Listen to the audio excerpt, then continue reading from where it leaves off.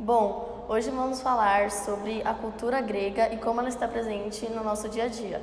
Vamos demonstrar dados, curiosidades, entrevistas e mostrar como a democracia, teatro, filosofia e entre outras culturas estão presentes no nosso dia a dia, como os jogos e entre outros.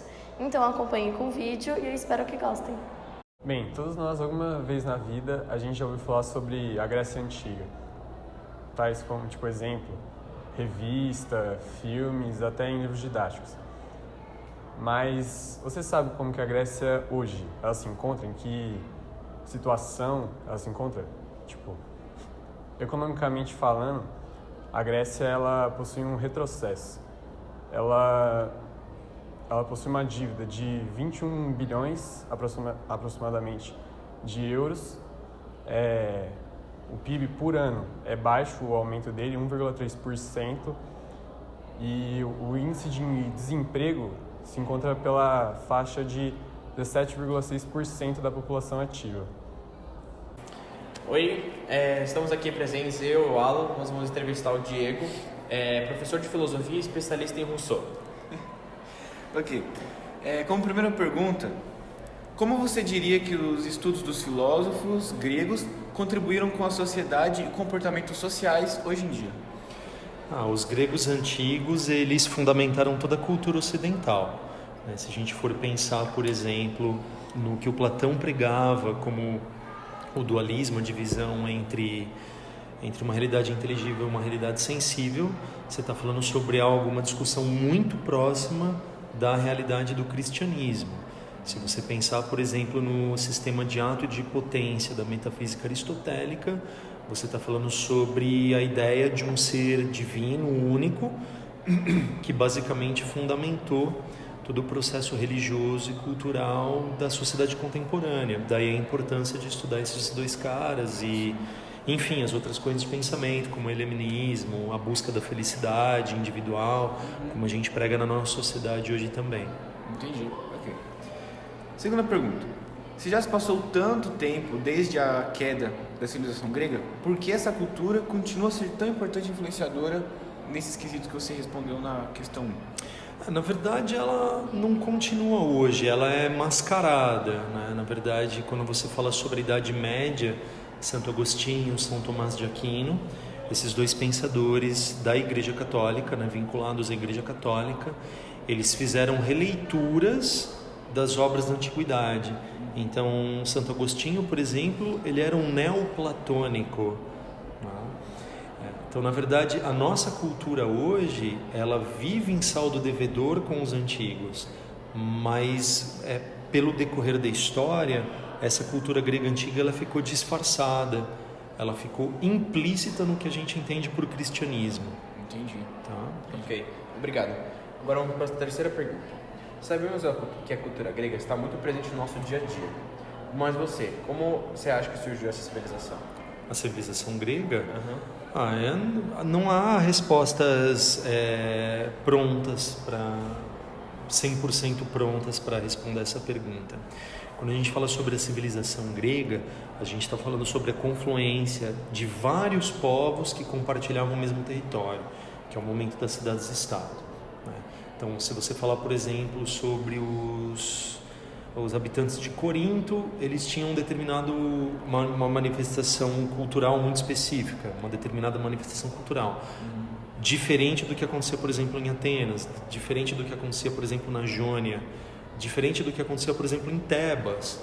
Então, aí você já está falando sobre, por exemplo, em Tebas, inclusive sobre a influência da cultura egípcia. Então, você não está falando sobre um povo único. Se torna um povo único a partir do momento do helenismo.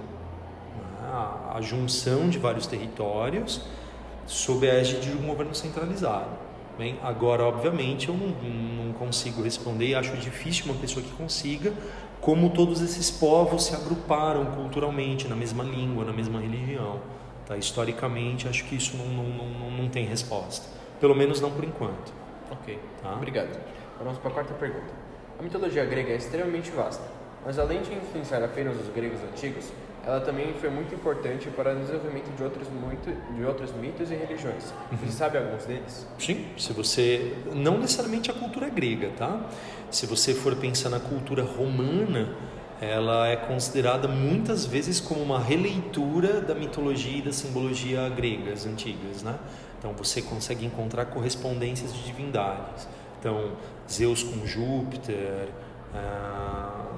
Hermes com Mercúrio e por aí vai.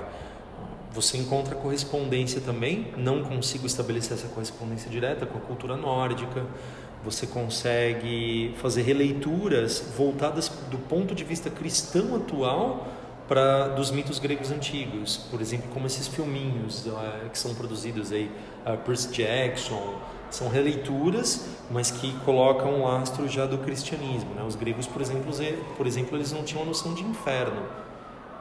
Então, quando a gente fala sobre a morada dos mortos, a gente não está falando sobre o inferno, mas quando aparece nesse filminho a morada dos mortos, que era a morada final de todas as pessoas, necessariamente ela é retratada como aquele lugar ruim, inóspito, que sai fogo, né? A ideia de Hades é associada à ideia de demônio, essas coisas todas.